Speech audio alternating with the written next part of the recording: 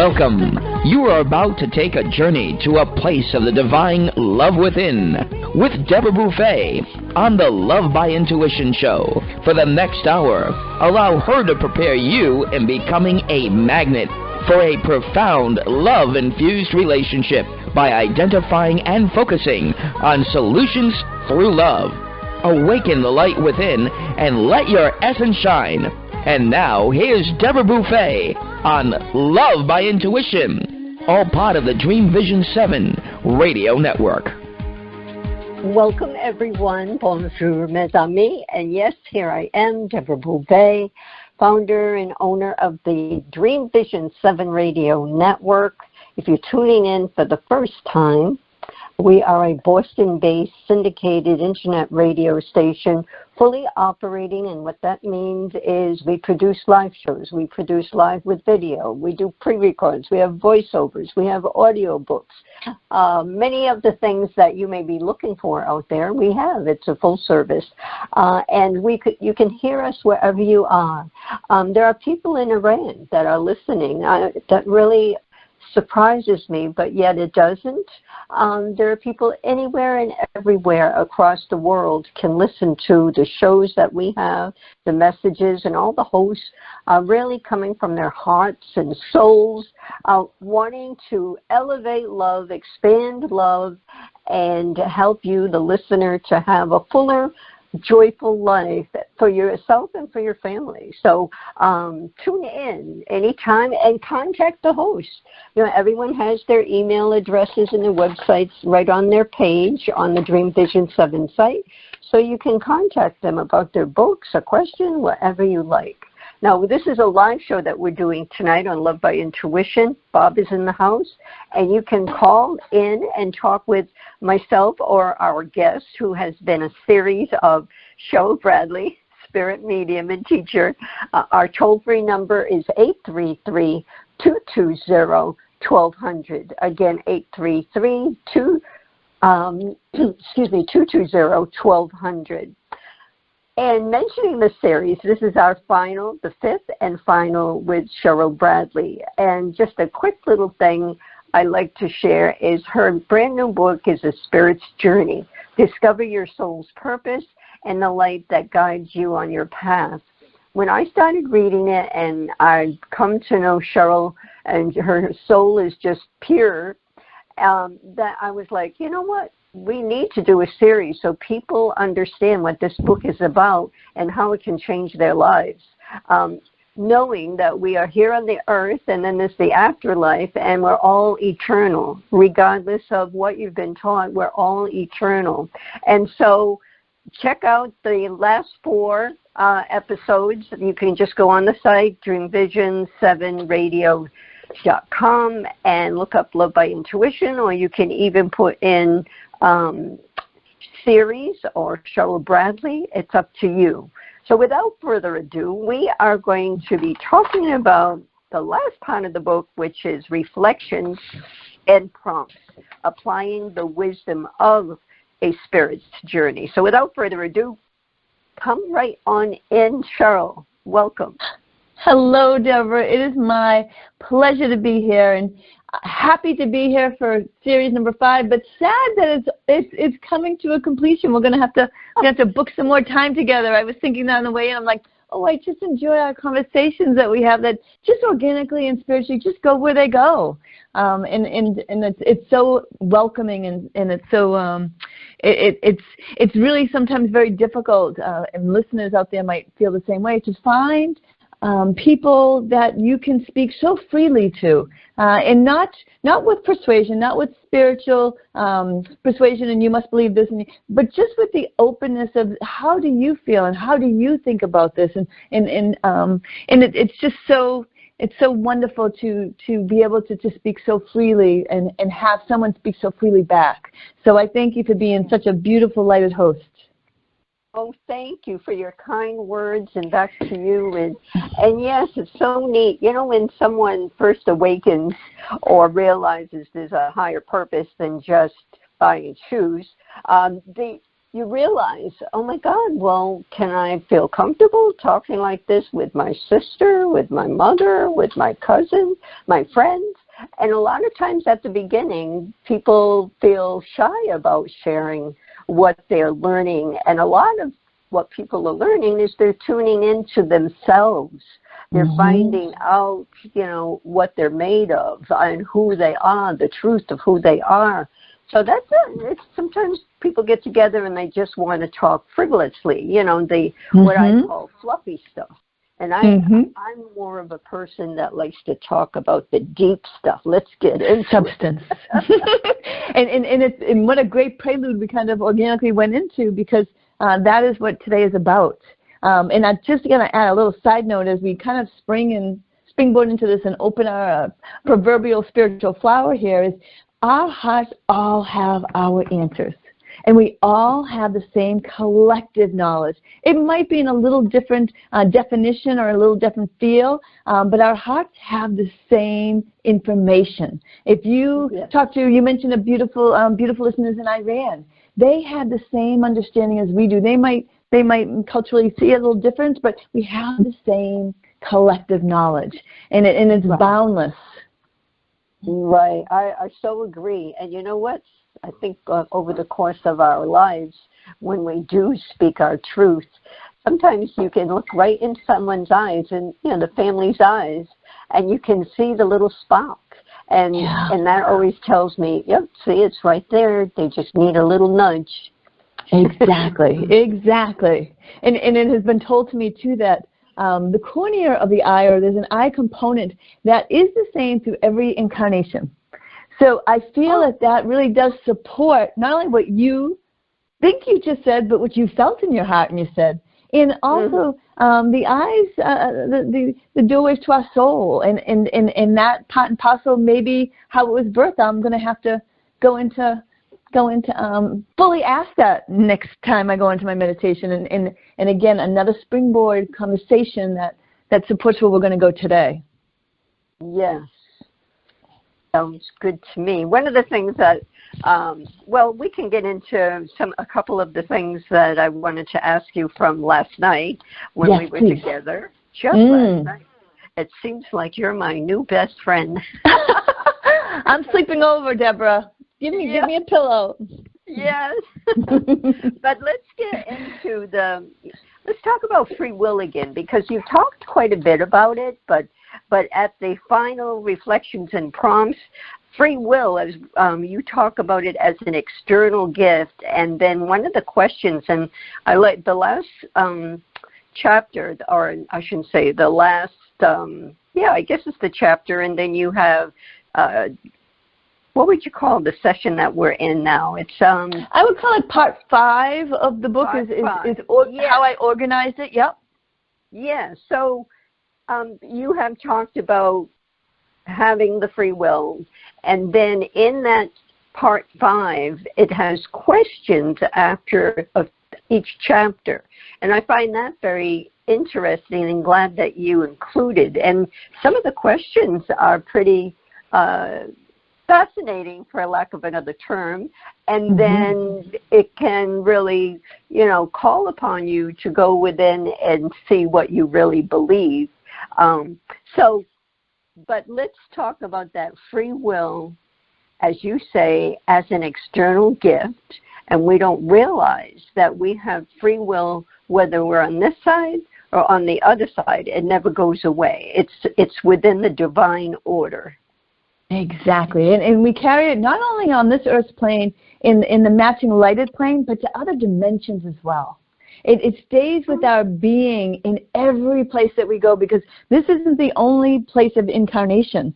We have other dimensions, and in my book I really do just remain in this earth's realm, in the matching realm that we call the other side, or heaven, or lighted realm, or whatever word speaks to you. But yes, free will is given to us at the time that we were created from source, and my source I call God, so I will continue with that. God gave us all free will, and that free will is very understandable in the lighted realm. When we come to this earth's this this three-dimensional walk, we almost forget that, but I'm here to remind your heart that that free will is still intact, that you have free will, you have choice always. But we have choice on this earth plane, I suppose, with some rules. And for instance, let me just give you an example. Like, we've chosen to come here, so if we drive in the United States, when we see a red light, we are to stop, right? That's a rule per se. Right. But when we talk about free will in our everyday life, I always use this example. So let me just stay here. So I'll have a conversation with someone and they'll say, "Oh, I got to go to work tomorrow." And I said, "How about if I said you didn't?" And yeah, that's really great, Cheryl. You know, I'd be nice, but no, I got to go to work. And I said, how about if you just turn your lens on? And I do this in light, love, and comfort to remind your heart. How about if you just turn the lens on and you change that around and say, I don't have to go to work. I choose to go to work. I choose to go to work because I want to put food in my children's mouths and create a house for them. How about if you just move it that way and make it a choice versus a have to, right? Because have to's don't exist in the spiritual realm. That is in our human ego realm. And certainly sometimes I need a little practice and reminder of that. I'm perfectly imperfect as everyone else. But when I feel as though I'm being pushed to do something, I move it into choice. Now I might still do it. I don't want to go to this event with A, B, and C next week. But I'm choosing to go. I'm choosing to go to be a friend to someone else. And when you place it in that empowerment, it truly speaks to the soul. And that's just a very small example, right? We could get to big, heartfelt, emotional examples. I'm really just touching the unemotional surface per se, because then you have to have that self-talk and that self-love and that self-understanding that I do have choice. And maybe that comes with a relationship that is maybe not healthy for you, whether it's romantic or familial, right? I'm choosing not to continue that relationship right now because it's not healthy for me. I'm choosing that with light. I'm not choosing that with my human emotions. I'm choosing that with light and my beautiful free will. So those are just a few different examples of how free will is empowering, and it feels light when you're making it in that right lighted avenue versus the human, I have to, I don't have to, I don't have anything. Right. The coat feels so much lighter. Yes. It feels, well, Cheryl? Yes. Oh, there you are. Yes.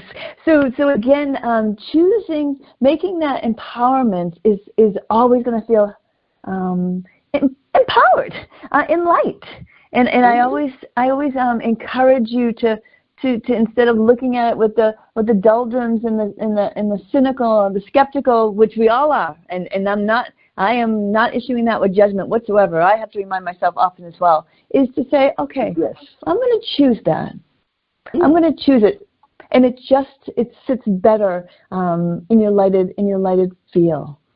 Yeah. I agree. It shifts.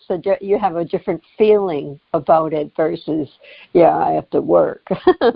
Right. But, and that's just an example of it. Yes. I'm tuned into what you said just before. We have free will even in other dimensions. Well, share those other dimensions of what you have received in messages and what you believe it to be. I don't go very deeply into it, but I have seen my other incarnations. I have, because I've asked for it in curiosity. I'm really not especially curious about it. Anytime you're curious about it, you just open and ask for intent. But I have seen incarnations. The one main ideal I would like to just present is this three-dimensional journey is far different than any other dimension, because this dimension that we're currently on and we're listening with our human ears, this three-dimensional, is that with full emotional components. Other dimensions do not have that emotional component. Therefore, they're not as difficult in terms of the walk. and they are also less efficient. And again, I'm talking from a spiritual standpoint. They're less efficient in ascension of our soul because we don't have to work too much on karma there. What I will say to Deborah, when I'm doing readings and I see that someone in front of me is a person newly, more of a novice on this earth plane and has a lot more experience in other dimensions and has chosen to come to this plane, that there is a difficulty that they feel here. Even when we're watching on the other side, we see things, we understand, we're picking up things, but once you become flesh and blood and you become that three-dimensional component, game on. Game on. And what I see most is their noviceness, and I use that with respect, of learning how to gauge the emotional rat race of sorts. Getting caught up into the emotionals, and in the reverse, a veteran spirit on this earth plane, just, I say, learns how to duck, learns how to just hang below the radar and moves a little seamlessly, or doesn't carry as much of the emotional components that they collect along the way. They've learned how to kind of dust off the coat and keep moving. So a novice person from another dimension is really working hard at that and not understanding why it's so difficult. Like, why are people like A, B, and C, and why can't I A, B, and C when others can?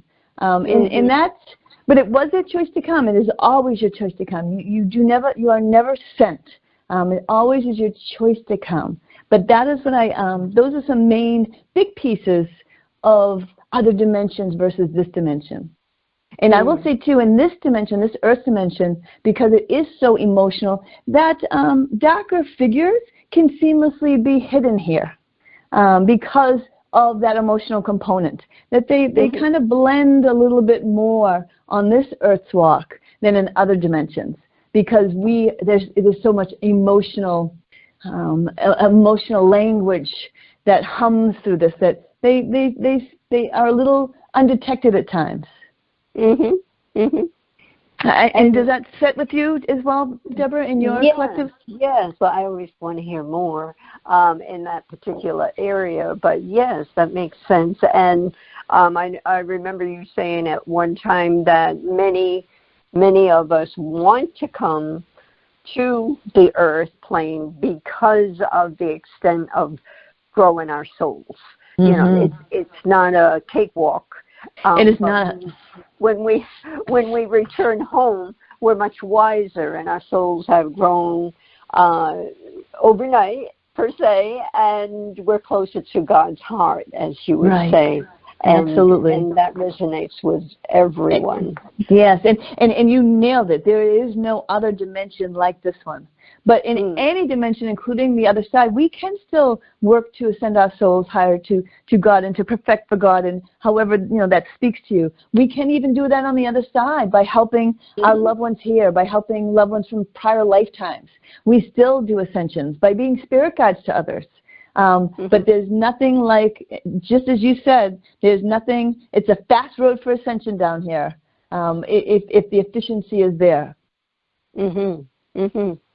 So what are we doing when we go back? I know you say that we rest, but for the most part, what are we doing? Some people will joke around and say they're tending flowers. Many people will suggest that on the other side where it's like a school, we're going to school for different things, or we may be doing something that we love here on earth, we are doing it over on the other side. So what have you heard from your expertise of what's happening over there? That is such a beautiful question, and one that is so encumbersome, like it has so many different levels to that. On the other side, we do whatever we imagine we do. So if we, just as you mentioned, gardening, there is certainly no flowers on this side because it's not three-dimensional, it's not biological on the other side. But what we want, we create. Maybe we like to build cars, so we tinker. Maybe we like to go fishing. We go fishing. Very often in readings I hear people say, they'll say, what is my loved one doing? And I say, well, did they enjoy bowling? Because I'm hearing bowling. Oh my goodness, yeah. I go, they're bowling on the other side. They're playing cards. And sometimes that's also to help the loved ones know that they're beautifully at peace on the other side as well. But it's hard to detail because we're in a three-dimensional world here. It's hard to say, well, you got to be doing something over there. Like, you don't just like stand there and do nothing. You know. And what's kind of interesting too, I always say, is there is no biologicalness on the other side. It's all frequency. It's all energy. But should you choose to show yourself in a biological manner, you can. I associated. I've been to this busy road in Boston, and I just sat there one day because I felt him, and I felt empowered to just sit there, and I heard spirit, and I just sat there and I watched people just kind of go by. As you would, like almost in a commercial of sorts. And I heard, this is what heaven is like. Like, there's just spirits and energy that just keep moving past each other. They're not all like, hi, how are you? I love you. How are you? I love you too. Hi, how are you? I love you. I love you. There is so much peace, tolerance, and all that on the inside, but there is an independence as well. And remember, we've had many different soul groups. We've had many different loved ones and children and parents. I want to say an average amount of lifetimes on this earth plane is about 50 or 60.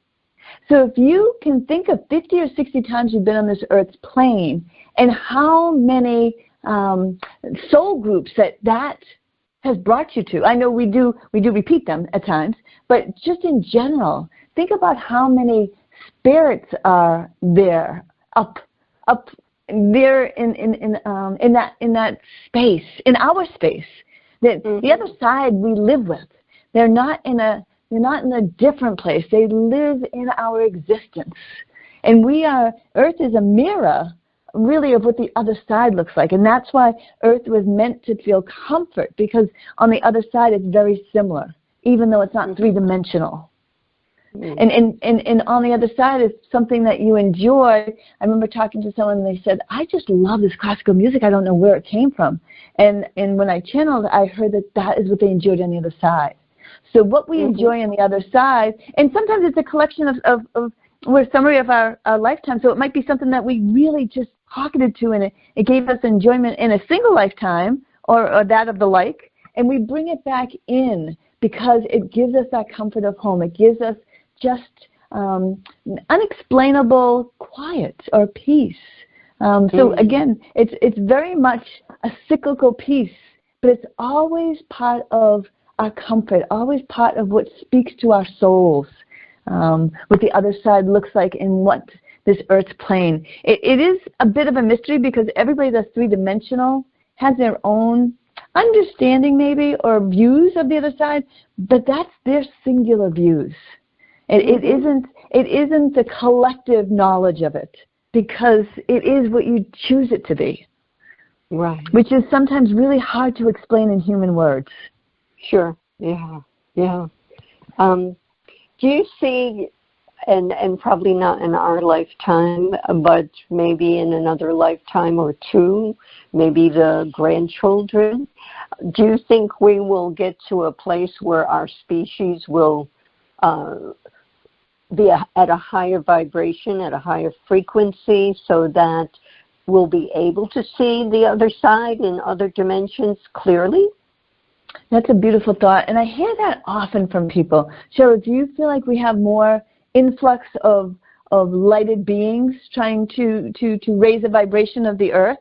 And I remain I plateaued. I don't feel it's a yes or a no. I feel like it's always been. I feel like there is, when we watch on the other side, we see the corrections, and that's a human word, corrections that maybe we need, and spirits come in to make those lighted pieces, maybe a new medical breakthrough, or some peace, or some challenge, or all different places to create change. The other side is always working to better our world. But there's lots of spirits that come in here for that challenge too.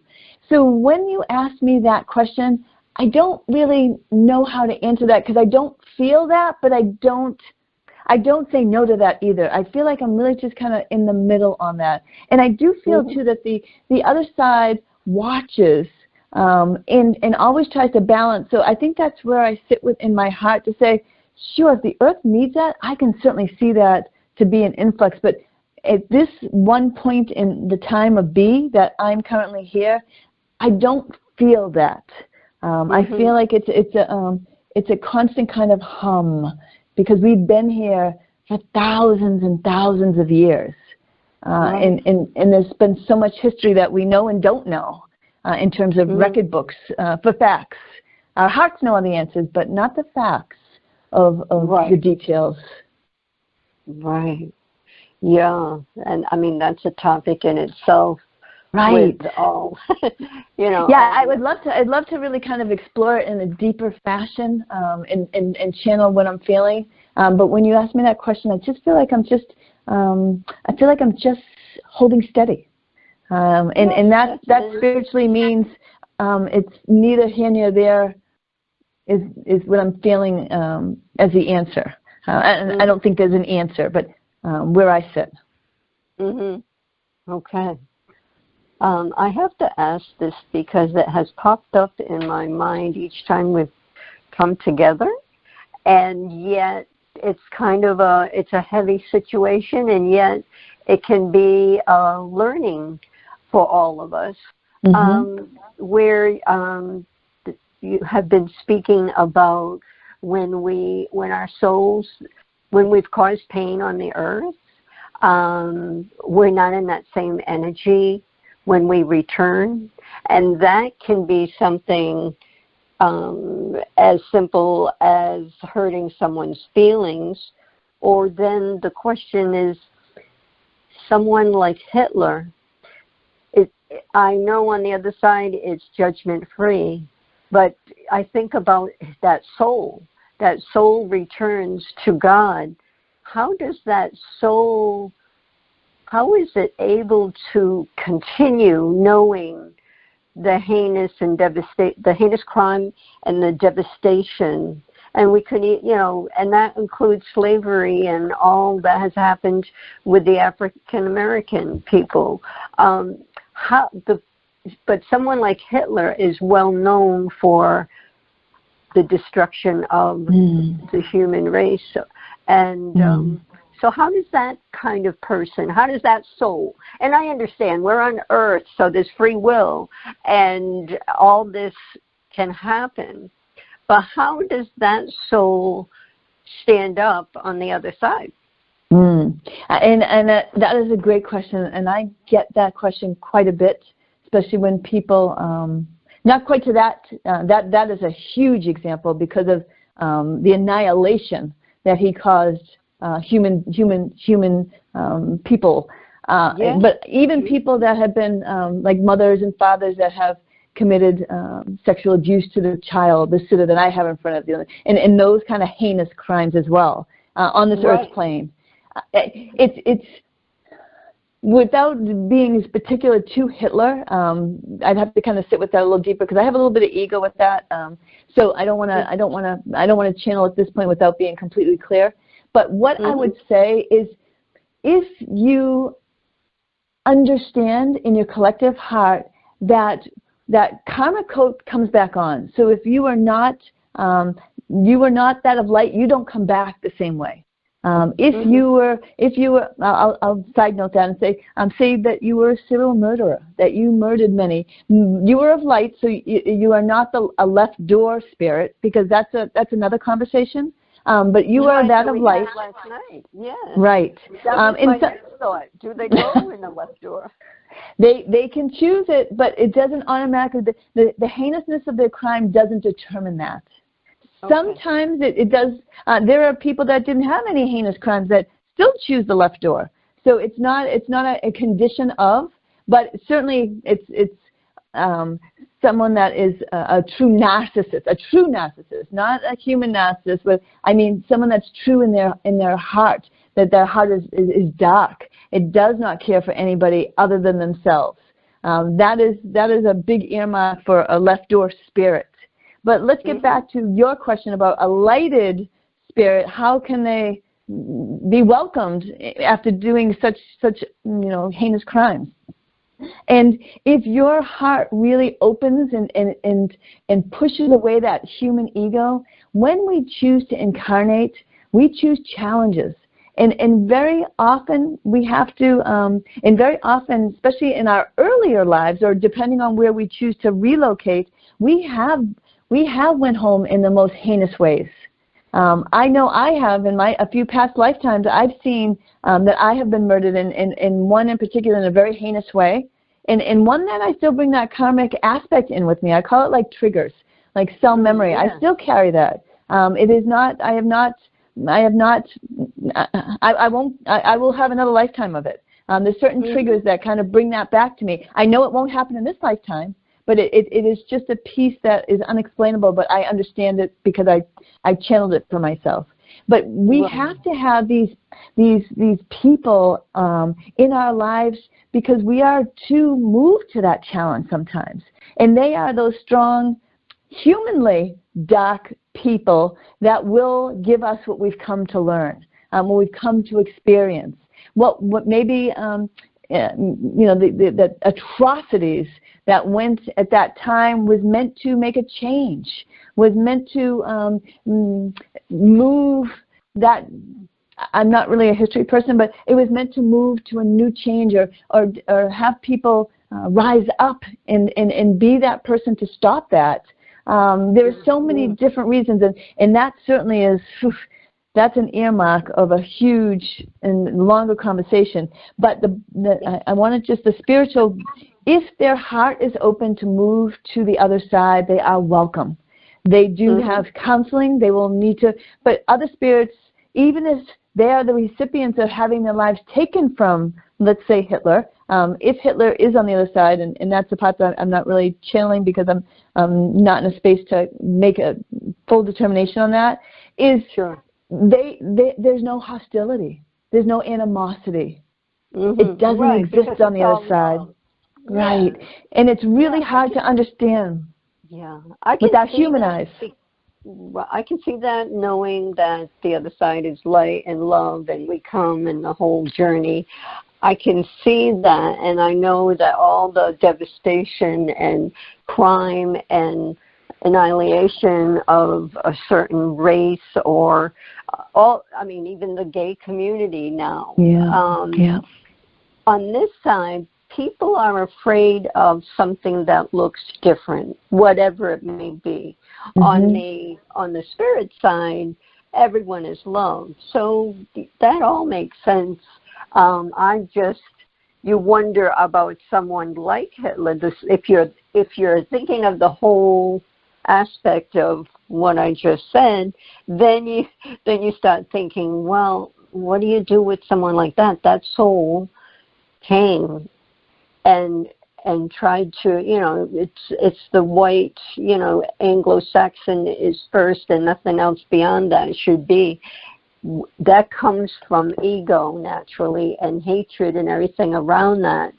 And you make a beautiful point that we really sometimes have to consciously take those human glasses off and put our spiritual glasses on, because they are really night and day, especially in understanding that, especially, someone that has lost a loved one to that grave, disgusting time in our history, maybe we'll never be able to see that, and that's not with any judgment. I had a reading one time, and this person that was sitting in front of me, her sister-in-law was killed by her husband, who then killed himself. So it was a murder-suicide, and it was horrific. And they left a 2-year-old daughter.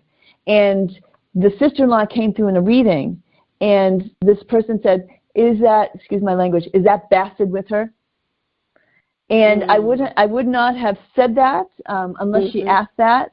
But if she asked that she was ready to hear it. And I said, they are together. They are together on the other side. That doesn't mean that they're locked in but there's not an animosity. All that human emotion stays on the earth's plane, and we go beautifully to the other side. But with that said, that man that took the life of her, that's a karmic coat that he's going to have to come back in with, right? So he has got to put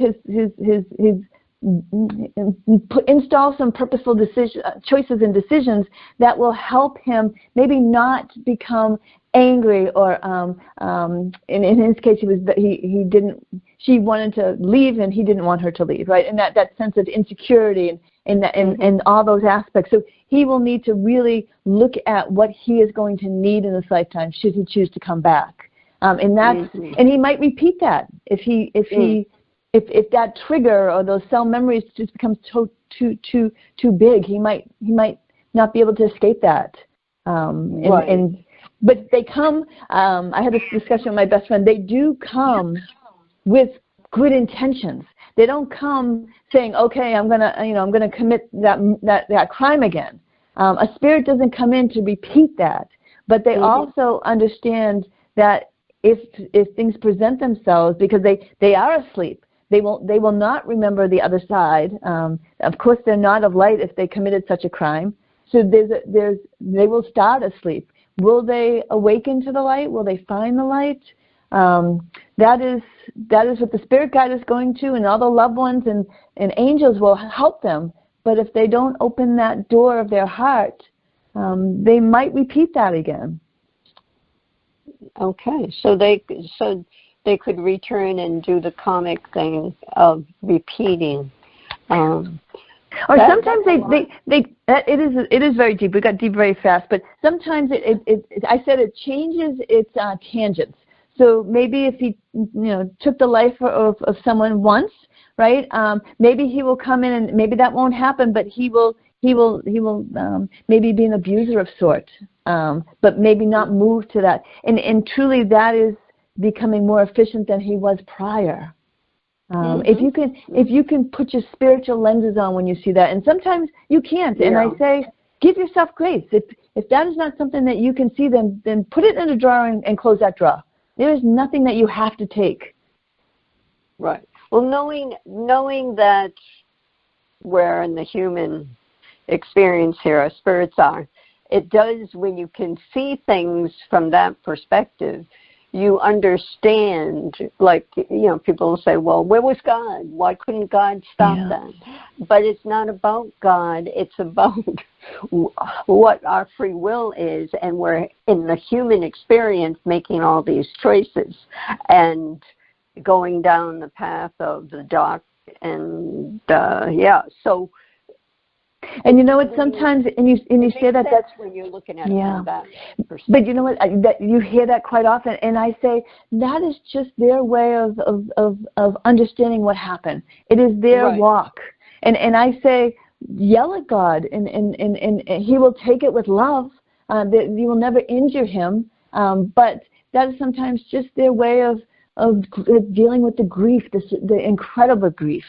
And turning their back on their belief system, and that's sometimes just part of the walk, and the spiritual tolerance of us that say, I understand, and I'm sorry for your loss, and that's where you have to stop, because they're not able to put those spiritual lenses on, and may never be, and it's okay. There's no rules.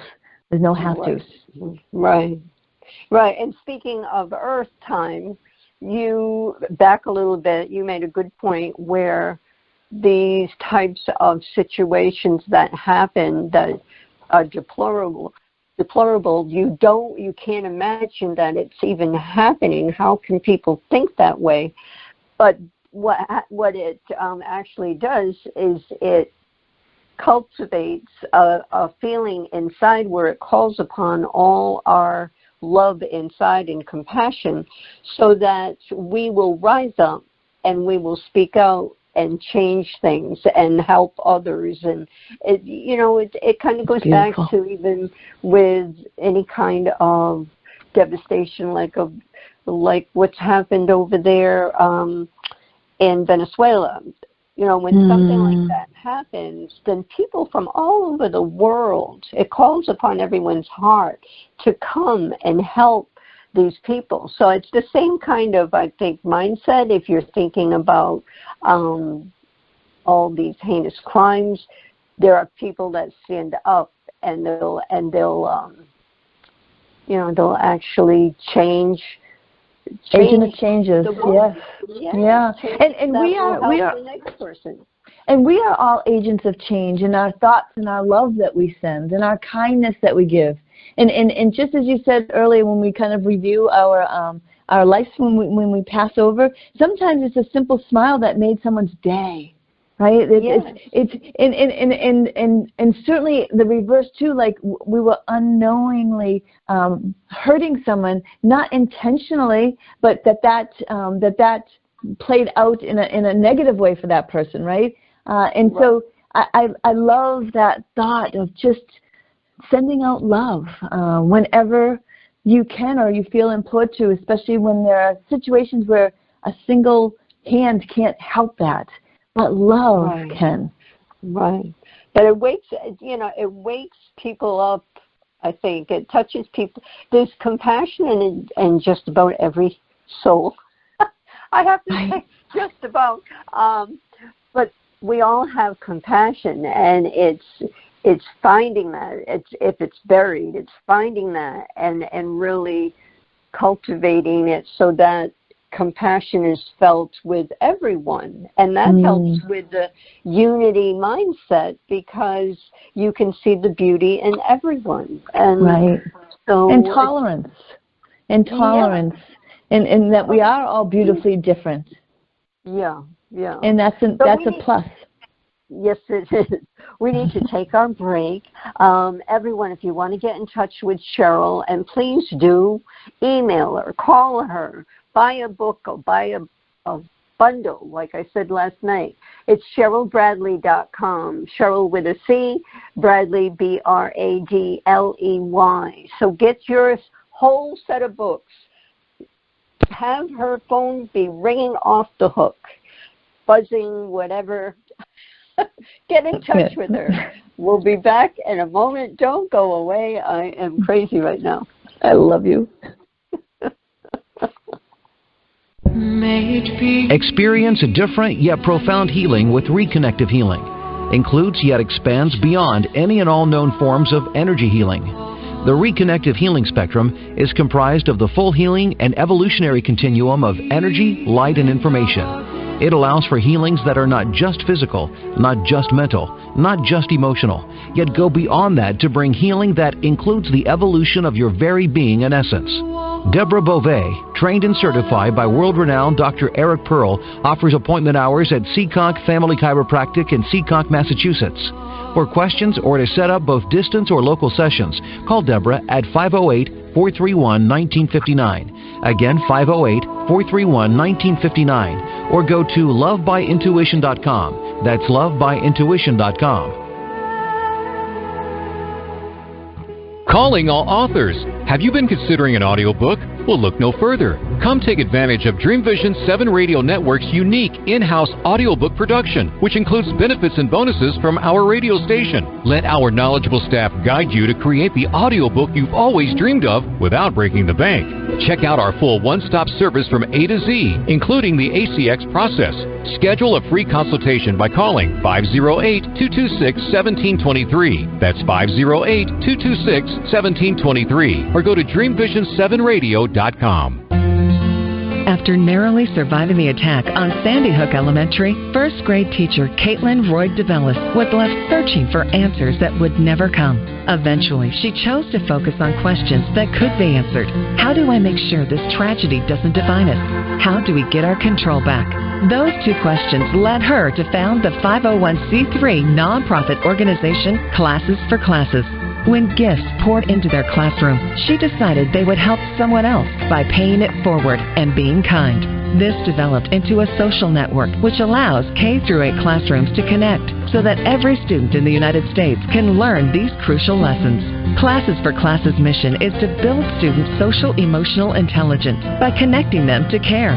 All C4C projects are crowdfunded. Any teacher in the U.S. can visit classesforclasses.org. That's classes, the number 4, classes.org. Sign up today. Delight your kids with an enchanting journey by reading the Paper Doll Kids Children's Book by Deborah Beauvais and Janine Sullivan. There's even a catchy tune, Kids for Love Song, produced by Bob Sherwood and sung by kids just like yours.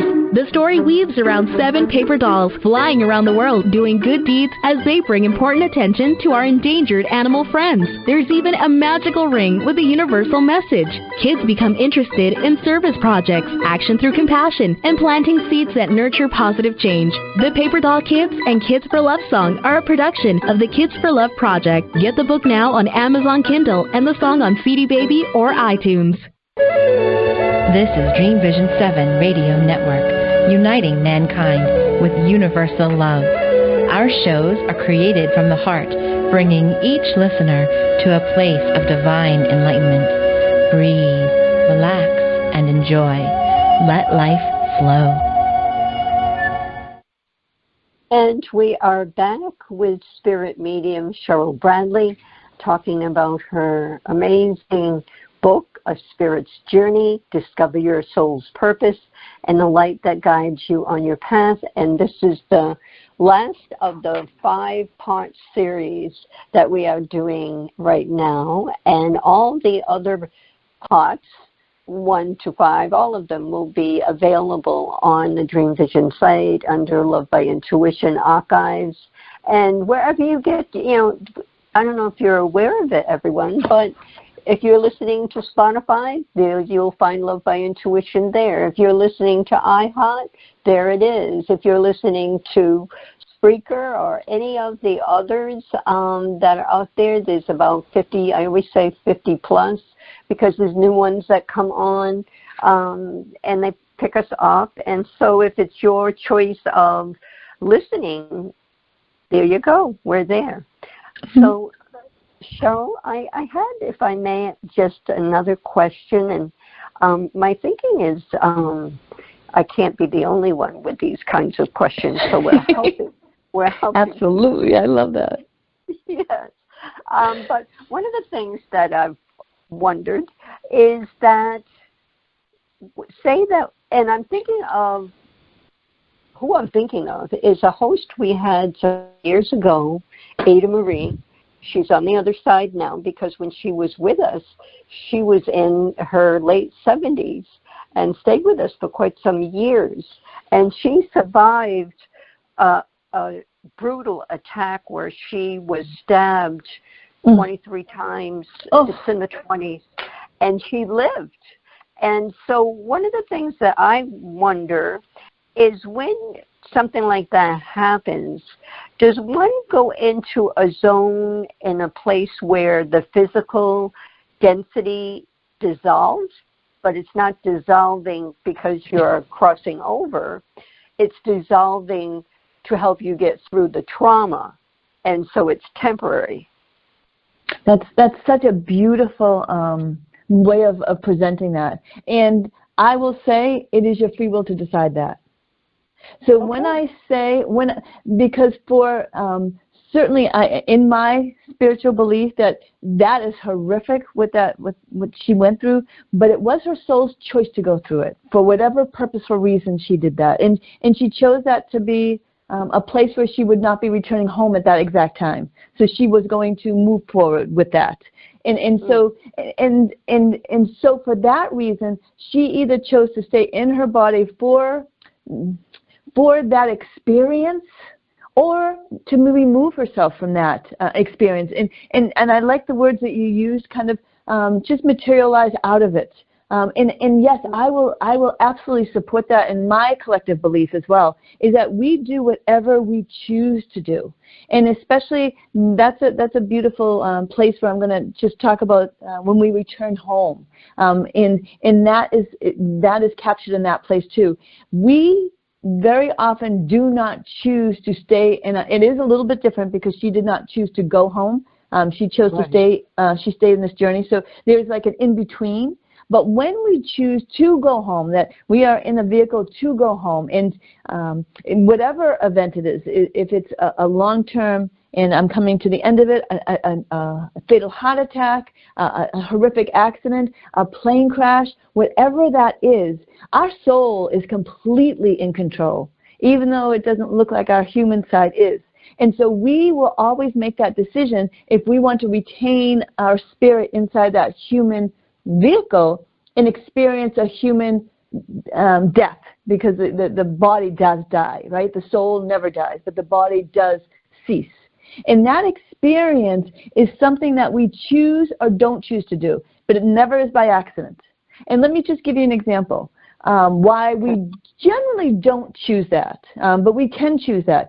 Say I passed in a lifetime of drowning, and I actually have in a past lifetime.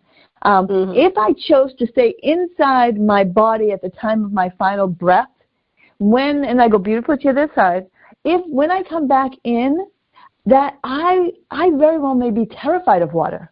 That right. trigger in that cell memory will be so huge that will impact my next lifetime, and possibly more, as we mentioned about mine, right? That I still carry that residue, even though that is not, I know it's not part of my path in this lifetime, but I still carry that. And I still carry those scars. I haven't quite worked through those. And so that is the purposefulness of staying or not staying.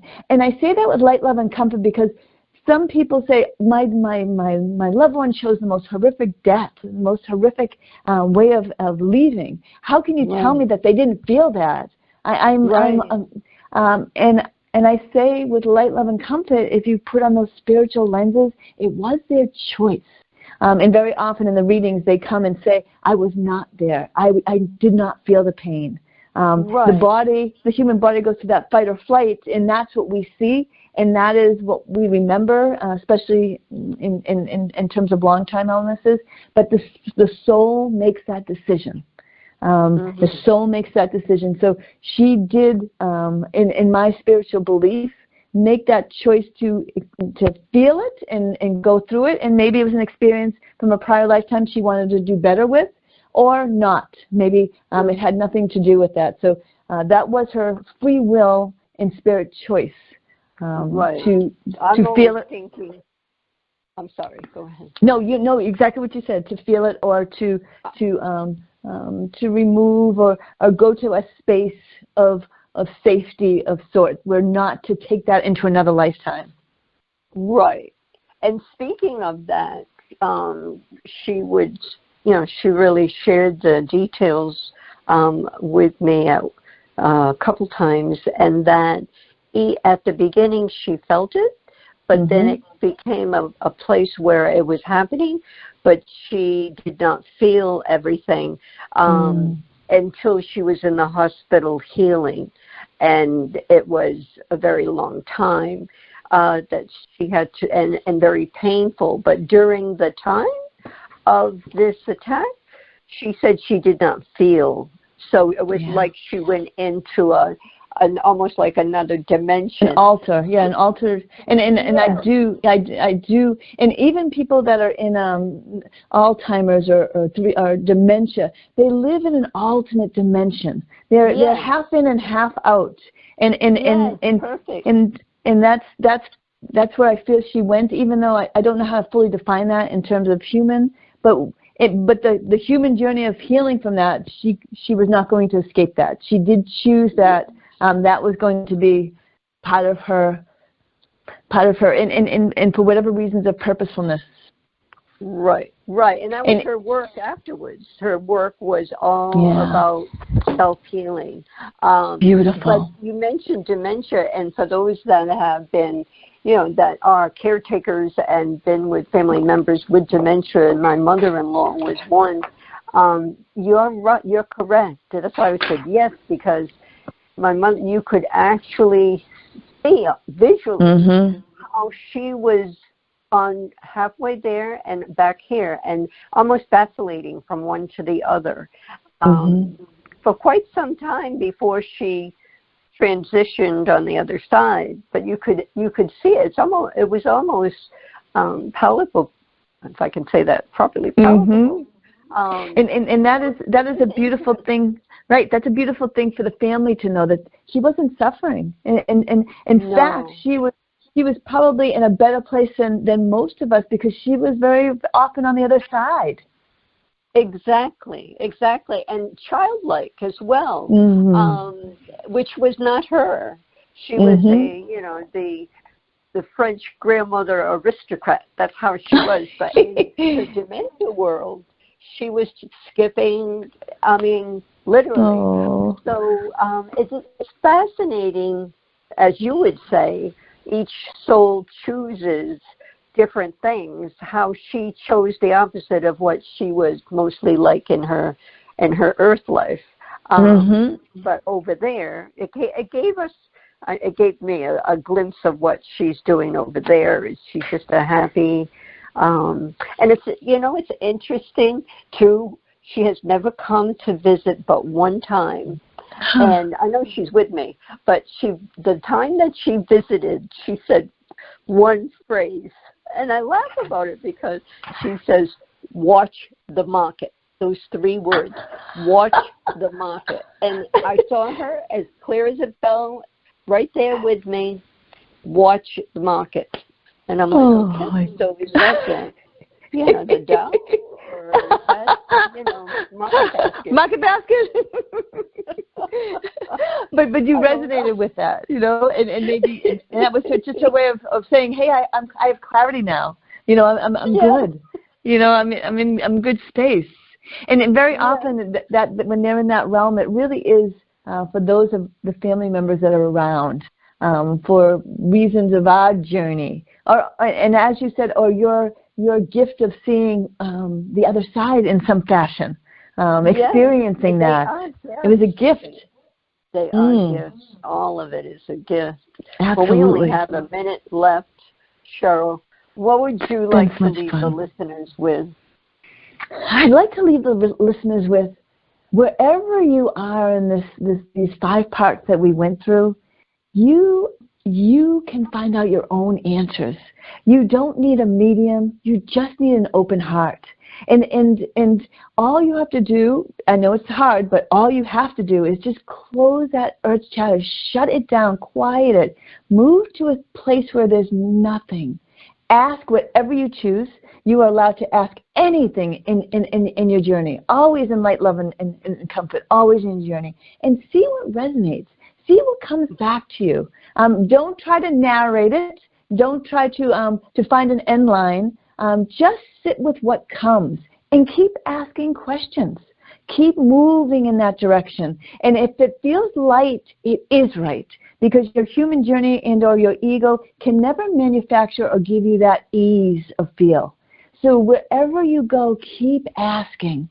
Find that light and just keep asking. And when you get your answers or your resonations, keep making it right. And what I mean when I say that is, don't second guess yourself. You went into complete light and felt like there is a reason why you are where you are. Keep asking. Keep opening those doors and asking. They'll be down before you finish that thought. Beautiful. I want to thank you. It's been an honor to have you 5 different hours and spending this time with you. It's a beautiful experience, I have to say. So I thank you so much, Cheryl. It's been quite my honor. It's my honor, really. So, and everyone, buy the books, buy a bunch, tell everyone about the shows, the books, contact Cheryl, CherylBradley.com. All her information is there. Until we come together in love and unity consciousness and really finding the joy for yourself, going within, healing, because when we heal ourselves, we're healing the world, and we'll come together. We are coming together. Until we come together again, au revoir. Are you seeking a clearer path to love? Then tune in to the Love by Intuition show next week. All designed to your highest good. To contact Deborah Beauvais, owner of Empowered Connections, call her at 508-226-1723. That's 508-226-1723. Or link on to lovebyintuition.com. Remember, we are all one, and we are all part of the miracle of love.